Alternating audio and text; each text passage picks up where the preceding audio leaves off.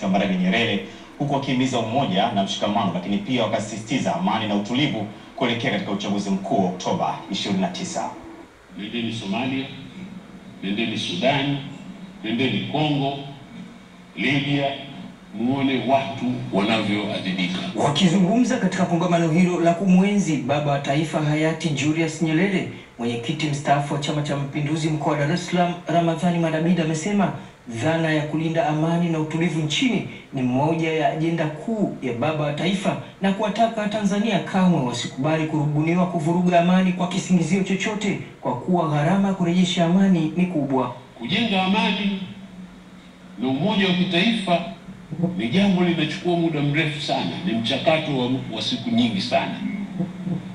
Lakini kuivunja amani imechukua dakika 2 tu. Na amani ikishavunjika, kuirudisha tena ni kazi kubwa sana.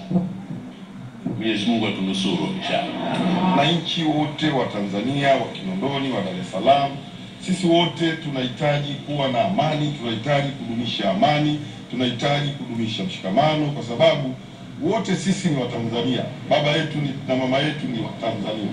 Kwa tukiharibu nchi yetu, maana yake tunaharibu mahali ambapo ni sehemu yetu sahihi ya kuishi. Na nitoe wito kwa watu wote waliojiandikisha uchaguzi, twendeni tukashiriki uchaguzi. Ndio maana rais wetu kupata uhuru wa nchi hii, tuliupata uhuru kwa mazungumzo, sio kwa vita. Zipo nchi ambazo zilipata uhuru kwa vita, sisi tulipata kwa mazungumzo. Na mazungumzo yale yameendelea hadi leo. Pale ambapo kunakuwa na tatizo, tunahitaji hiki ama kile, kuongea na serikali, inakuwa ni jambo zuri kwenda kwenye mazungumzo. Baadhi ya viongozi wa dini pamoja na wachangiaji walioshiriki kongamano hilo wameelezea kuwa kupotea kwa maadili kwa vijana kumechangia baadhi yao kutokuwa wazalendo na kufuata matamanio ya vurugu na migongano, mambo ambayo yanahitaji kukemewa. Niwaombe viongozi wa dini, sisi ni watumishi wa Mungu, sisi ni wajumbe wa Mungu. Watu wapate shida wakimbilie kwetu, tuwaongoze katika mema, tuwaongoze katika maadili. Si kwamba sisi viongozi wa dini ndio tuwe vyanzo vya kuvuruga amani na uvunjifu wa maadili katika taifa letu. Maadui wa Tanzania, maadui wa taifa letu hawataki uchaguzi ufanyike, na hawataki ufanyike kwa amani.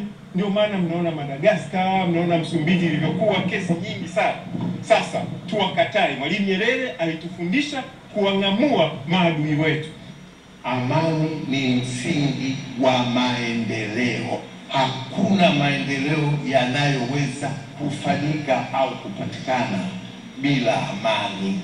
Hamisi Suleiman, Channel 10, Dar es Salaam.